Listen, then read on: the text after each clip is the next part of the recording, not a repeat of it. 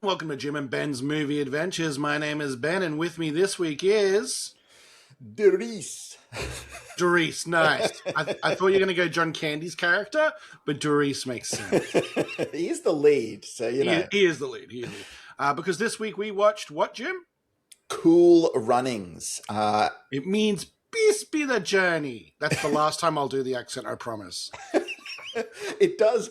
You want to do the accent, don't you? Yeah. Like it's all through the film, and it's like it's very hard to resist. But yes, we will resist doing the accent because we are nothing close to Jamaican, so we probably shouldn't do. And to be fair, that accent is also nothing close to Jamaican, but we'll get there. Exactly, as we will talk about. So why don't you give us a plot? It's all you this week because this is a Ben pick. So I want a plot synopsis, and then I want a few production facts about this gem of a film from 1993. Three of Jamaica's top sprinters crash out during Olympic qualifying, leaving them without a way to compete on the world stage.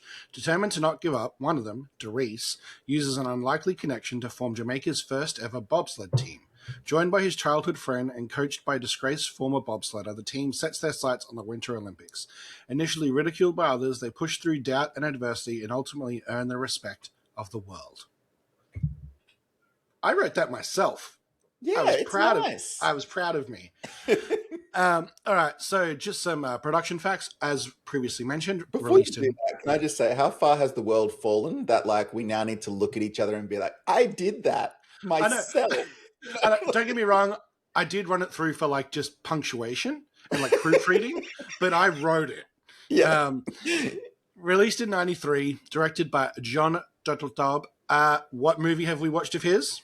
Have we watched of his? You hated it.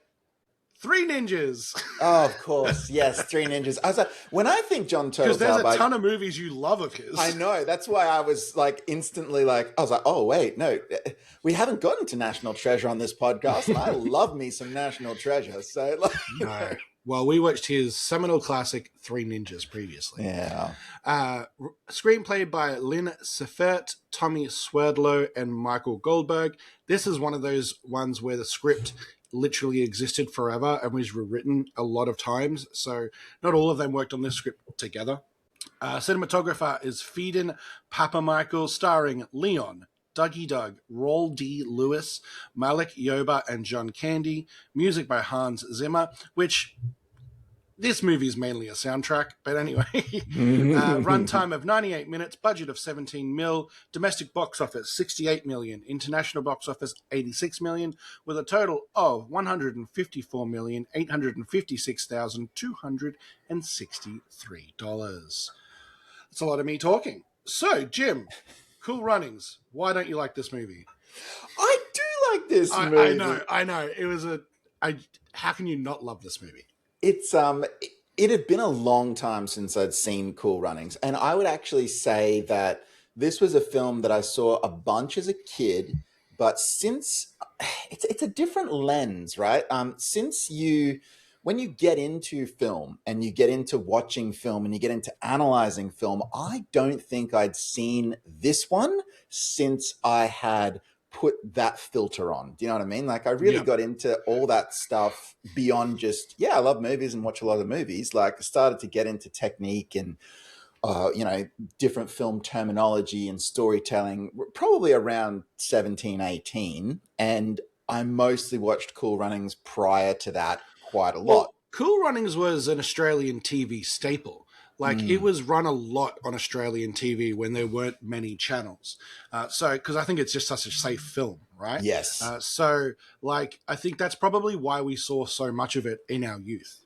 It was also a really safe one for like when you were at school and they needed to put something on, and it was like it had to be engaging for kids, but it also couldn't be too edgy. So it was almost always Cool Running. It's an Olympic year, and all that stuff. So, so it was really interesting for me to watch it now with that, like I say, that changed lens to sort of go, okay, well, what's the filmmaking like? What's the screenplay like? What's the acting and performances like? And that was something where I went, okay, this is a kind of film that you don't make anymore. this film is not made anymore. They just don't do it, and that's really a tone thing.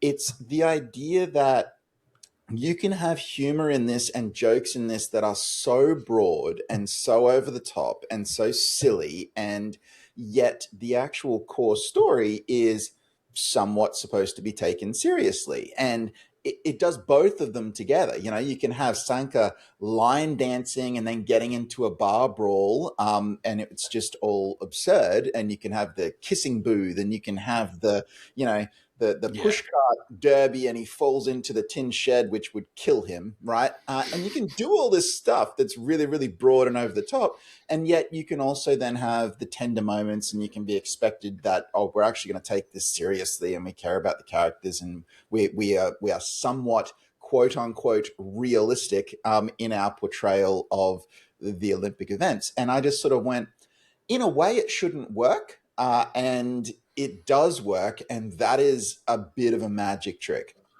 I read about the history of this film, and I'm also surprised and in a bit of awe on the magic trick, because this is a well constructed film. Like Mm. it goes from its premise to its complication to its premise to its complication, really kind of well. And in a way that you never feel like you're getting left behind or you're a bit bored or something hasn't been resolved. Um, and yeah, it had been attached to various actors. They tried to get Denzel Washington to play parts in this movie back in the day. They didn't get the actors they wanted. They didn't script they wanted. Even during filming, they were rewriting the script or redoing accents and things like that. So it was a very kind of, on the outside, looks like a haphazardly built film that has turned out just wonderful. And I would say, I don't know if it ever gets this tag, but I think it's a classic at this point of its genre and its style. Not many movies can do what this movie does without being something like, I don't know, Air Bud. Like it has that kind of vibe to it. So yeah, Well, this is also a bit of a dead genre now, in the sense that this is what you would call a family movie. They don't yeah, make family movies anymore. Like, something that is functionally rated G and that everyone can watch, and not even everyone can watch, but everyone can enjoy.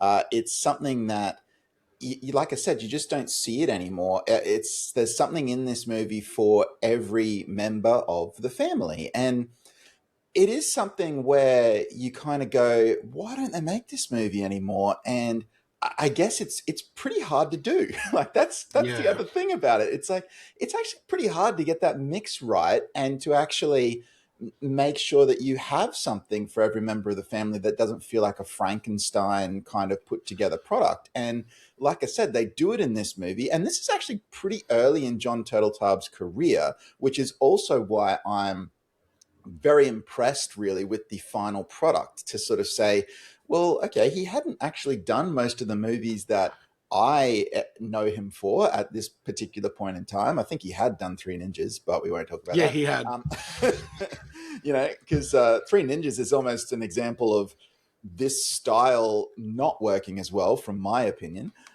Even though, yes, people love that movie and kids everywhere love that movie.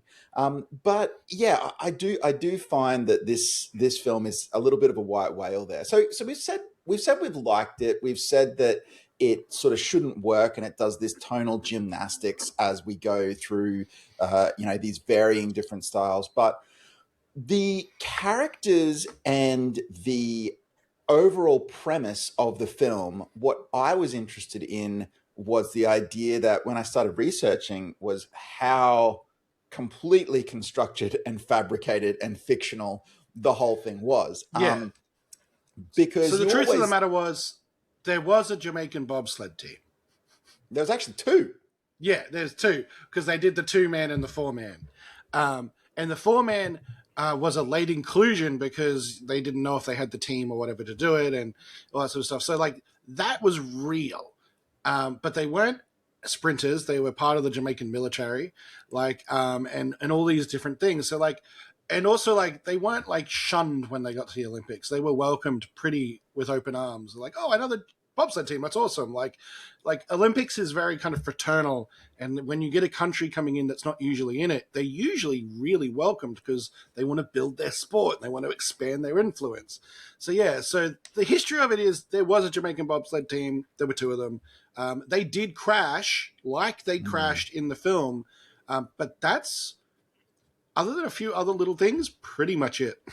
Yeah, and it's sort of like very surprising then some of the choices that they made, because there's a lot of details in this movie where you go, that's wild and wacky and weird, and almost kind of you would go, oh, that had to be true, because why would a screenwriter just make that up? But they did that someone thought that it would be odd and funny and niche for a character to literally call themselves Yul Brenner. Now, if you're a younger person, right, and you are like, I don't get that. And look, as a kid, I had no idea what that was. I literally just thought that was his name, because they don't reference the fact in the Why movie it's a joke. They don't why mention it's a it at joke. all. So if you're a kid and you don't know who Yul Brenner was, who was an actor in like the 1950s, and this What, guy, The King and I is one of his most King famous and movies. I, Like, he was in Ten Commandments, like plenty of movies, Westworld, but like if you don't know who Yul Brenner was, then you don't really get why it's funny that this character has changed his name to Yul Brenner, trying to emulate that particular actor. And of course, it's odd. It's not commented on. It's just a no, choice that is very strange. And you sort of go, that has to be a real life detail, because why would a screenwriter do that? because that character's like two main character traits are he's angry, Yes. and that he wants nothing to do with Jamaica. He wants to get out of Jamaica. So much so that he changes his name to Yul Brenner.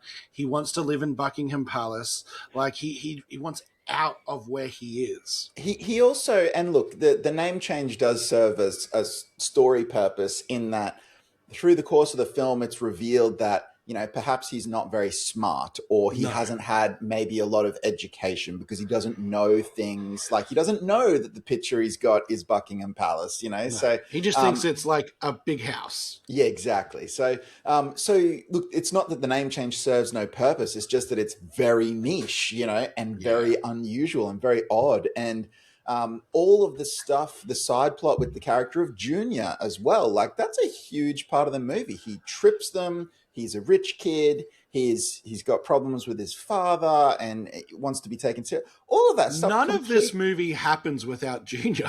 No, I know. Like He he pays for it. He trips them. yeah, He does all these things. exactly. But like, and that's total fabrication as well. That just Yeah. didn't happen. And I get why they did it, and they had to do it because there wasn't a lot of drama in the original story. Like, there's not a lot of, oh yeah, we got some of the Jamaican military to form a bobsled team, and we train them, and away we go. Like John Candy's character cheating and being kind of exiled, quote unquote, to Jamaica. Like, none of that's real. Like, they fabricated all that, and it's great. I'm not, again, this is not a criticism. It's just a surprise when you have something where it's inspired by a true story or based on a true story, and yet there's almost none of it other than the fact that, hey, Jamaica had a bobsled team and they crashed, right? And that was it. Well, from what I was reading, this movie actually started out as a documentary type film, like a straight telling of the story. And I think they probably realized very early on of like, well, the only two super interesting things in this are it was a Jamaican bobsled team and the crash. Like that crash is real and horrific.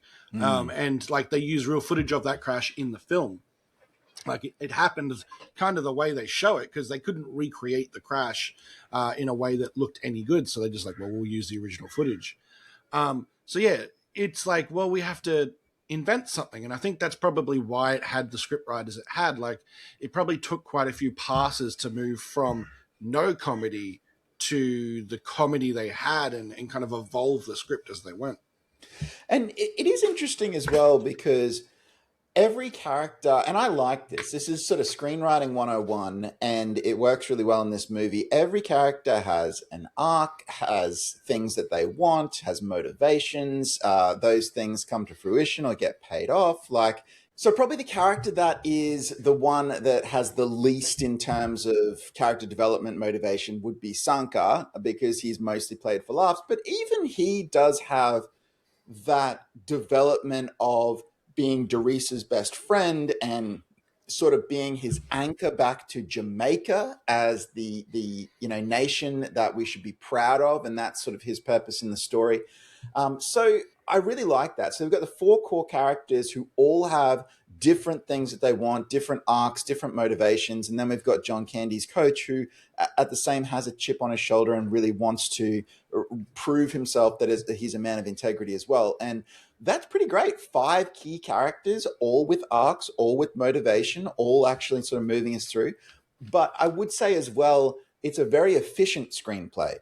Yes. We don't really find out what these guys do when they're not being the Jamaican bobsled team. There is one reference to at the very start of the movie. He's a Doris is teacher.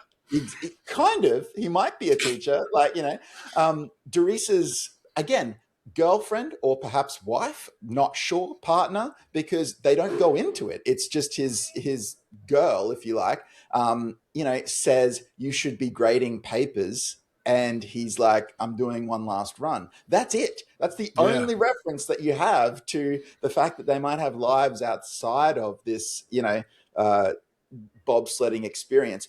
And I kind of like that, because we don't get trapped, we don't get bogged down. This movie's a quick 98 minutes, and it's sort of like, it's about this, and anything that's not this, we're not gonna focus on, and we don't need in the movie. Because, well, that's its family film nature, right? Like, that's the type of film we don't get anymore. Because you're right. If this film was made today, we would know each character's family. We would know their family dynamics. We would know their social struggles.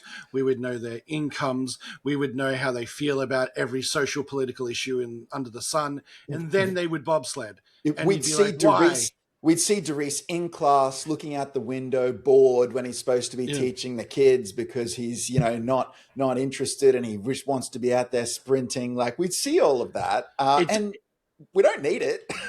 it does feel like there was just someone in the corner every time they'd veer off to go, no, we got to get to the bobsledding. Yeah, Just, we got to get to the bobsledding. It's fine. Like, so this movie, I want to talk about it because I don't know if it gets the credit it deserves. Like, people look at this movie as a funny movie, right? It's a comedy, but it's a funny movie. Like, it hits more than it misses, and it goes for a lot of swings. I think a lot of that comes down to John Candy. I laughed at him quite a few times. The man is a legend, in my opinion. And look, not all his films are good. There are some not very good ones, but he's always interesting to watch. And he lends that to this movie. Like, he's brilliant in this movie.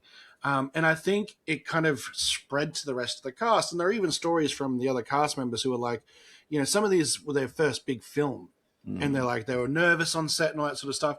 And John made it an environment where everyone was joking with each other and everyone was relaxed, because he looked at this movie and they, how can you play these characters and not play them as relaxed as you can in these moments? Like, especially with people like Sanker and all that sort of stuff. So, like, the comedy on this film is A, well written, and I think B, well realized by its characters and its direction. yeah, it's well executed. So, and that is something as well, because John Turteltaub was, by all accounts, under a lot of pressure on this movie, being a director who hadn't done a huge string of movies, didn't have a huge amount of sort of clout. And that you mentioned the accents earlier, and there's sort of a semi-famous kind of quote from Turteltaub, where he was basically having a bit of a argument, disagreement, whatever you want to call it, with studio head, which I think was Katzenberg. Yeah, because it Jeffrey was Disney. Katzenberg. Yeah, because it was Disney. Jeffrey Katzenberg. And, Katzenberg was saying, functionally, he was concerned that if they had genuine Jamaican accents, the audience wouldn't understand the characters. And Turteltaub was obviously saying, we want it to be genuine Jamaican accents. And Katzenberg won. He's a studio head, and it got to the point where Turtle Tab says something along the lines of like, "Okay, guys, if you don't all sound like Sebastian the Crab, I'm gonna get fired," and so that's how we ended up with the very sort of cliched and apparently not particularly realistic No. Jamaican accents in the movie. Well, the thing is too, like Katzenberg at that time wasn't wrong. Like the Mm. film environment, the TV environment was so Americanized and so kind of like not exposed to accents of other cultures unless you were Eastern European or like English accents were kind of like the three big accents in films, and Eastern Europeans were usually just the bad guys, right? Like, so he kind of wasn't wrong from the studio's point of view. Like, if it was hard to understand, it was hard to understand, but it does kind of bum you out a little bit. Like, it's just like, I will just make the movie. We would have adapted like, It is tricky though because the movie's so broad, and you look at that and it sounds weird. It's like I'm siding with the studio head, but it's like it's like the movie is so broad in every other aspect. I'm like, why not? Like just sort of, but obviously that is not something people would do today.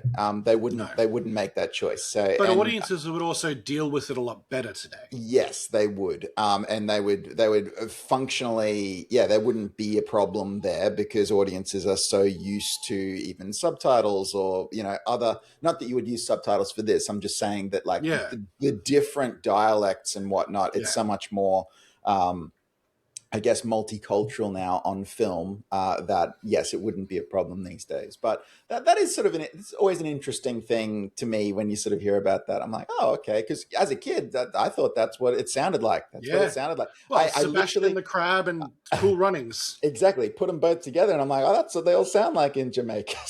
But look, I did.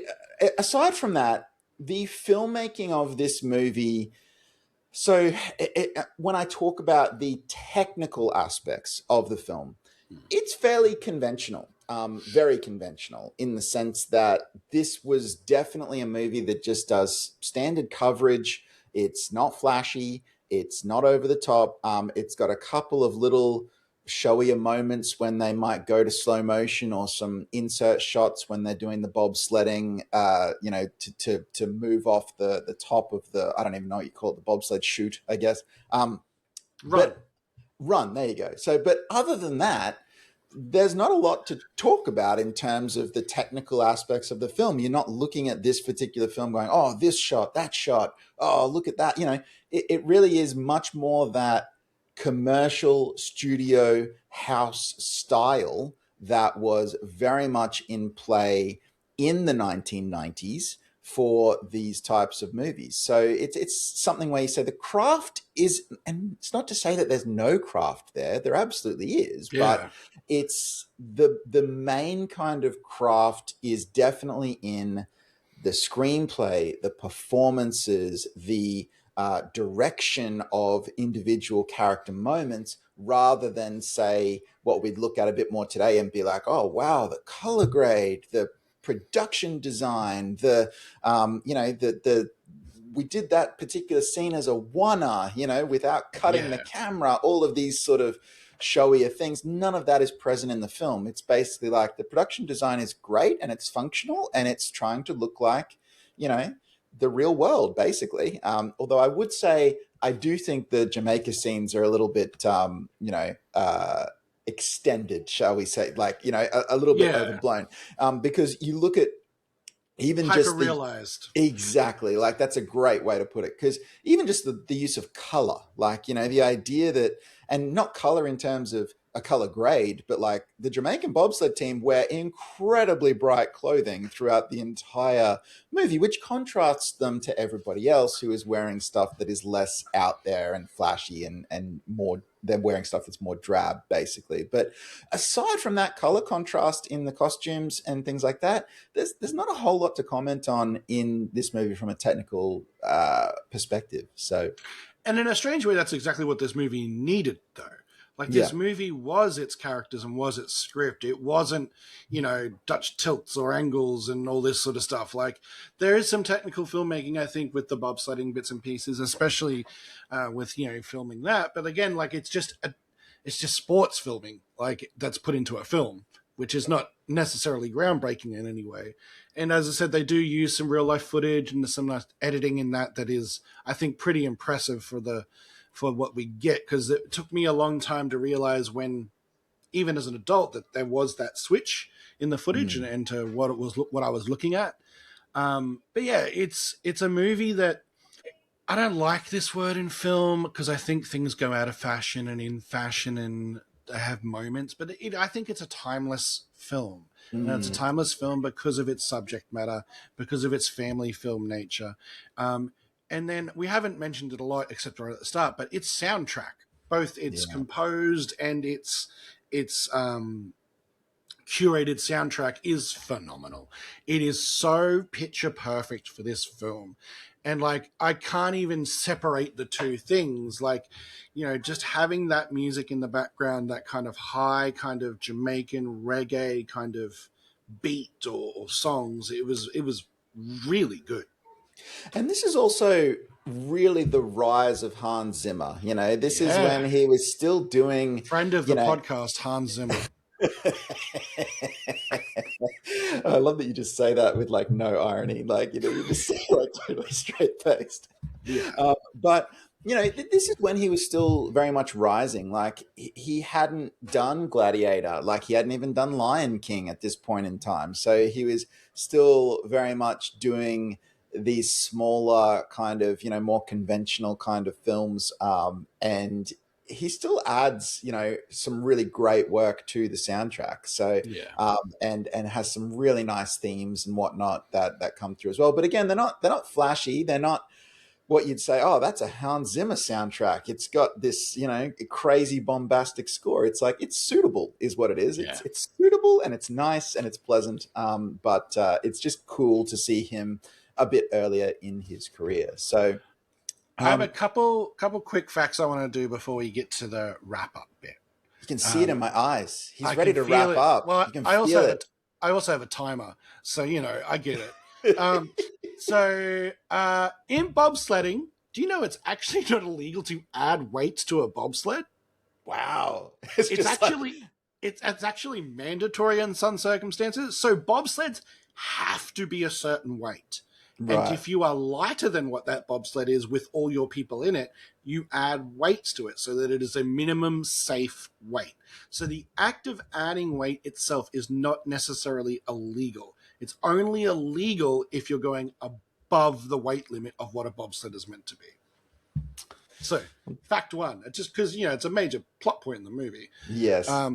Also, the movie title Cool Runnings, as you can expect, didn't really translate very well into multiple different languages based on its meaning and things like that. So I've pulled some of the, and I say this with everything I mean true, some of the G and PG names that this movie got, because it got some real weird ones. So in France, it was called Rasta Rocket. In Greece, it was called Let's Go Snow, with a question mark. Poland, it was Reggae on Ice. Turkey is probably my personal favorite. It was called Crazy Butts. I don't know, man. I don't know. And in Taiwan, it was called Madness Mobilization. Wow. So you don't get that as much anymore. Movies usually keep their name unless it's like literally just a language translation, like put a word into a word. But yeah, I thought that was really, there's a massive list of these, by the way, if you want to go look at them yourselves. But yeah, I think my two favorites on there are France's Rasta Rocket and Turkey's Crazy Butts.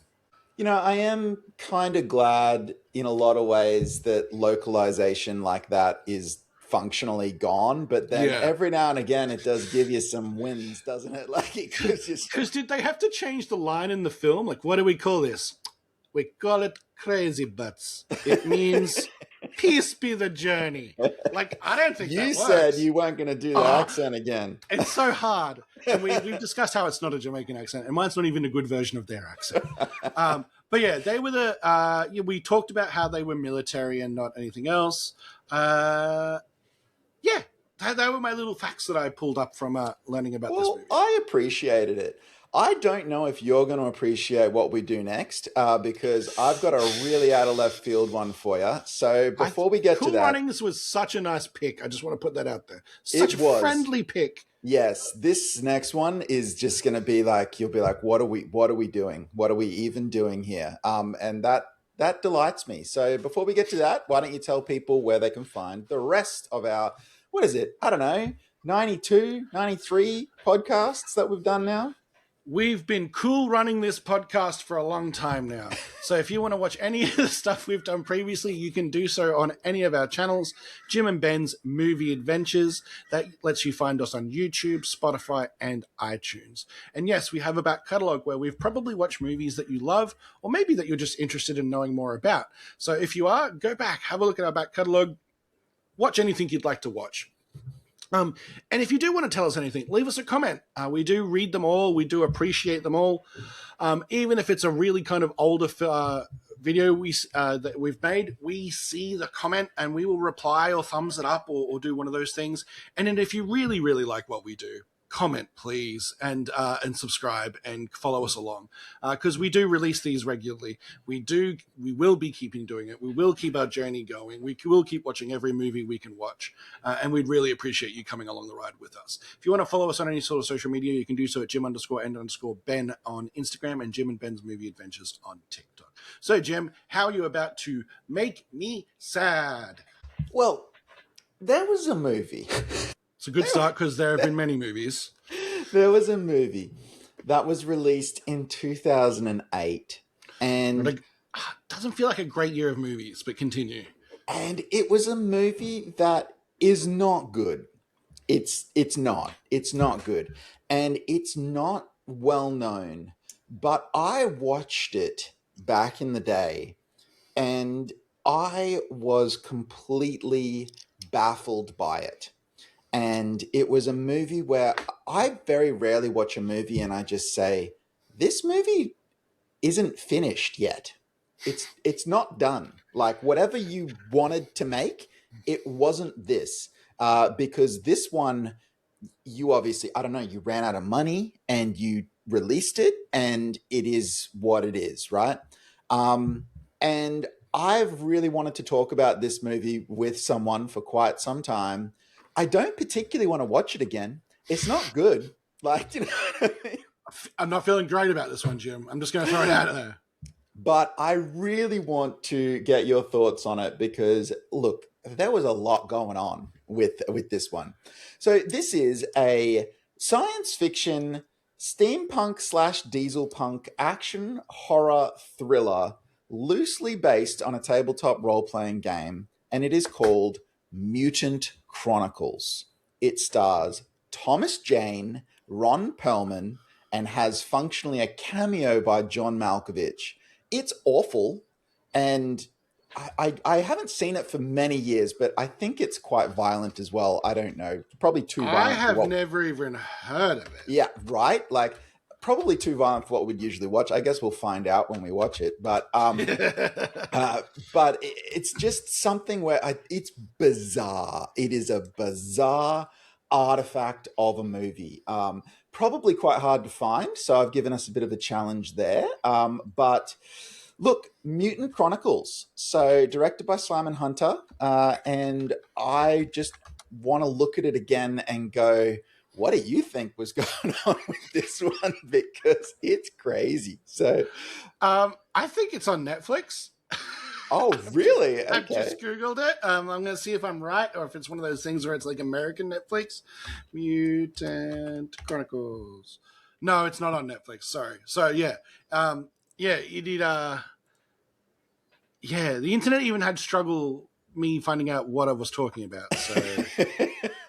Yeah. Anyway, look, I don't know what we're going to feel like or what we're going to find, but I think it's going to be an interesting conversation. Shall we put it that way? I think so too. Well, thank you very much for joining us on this wonderful podcast. And look, I can only finish it by saying what I've said 2 times already in a horrible Jamaican accent. Cool runnings. Peace be the journey. Fair enough. All right. Bye bye.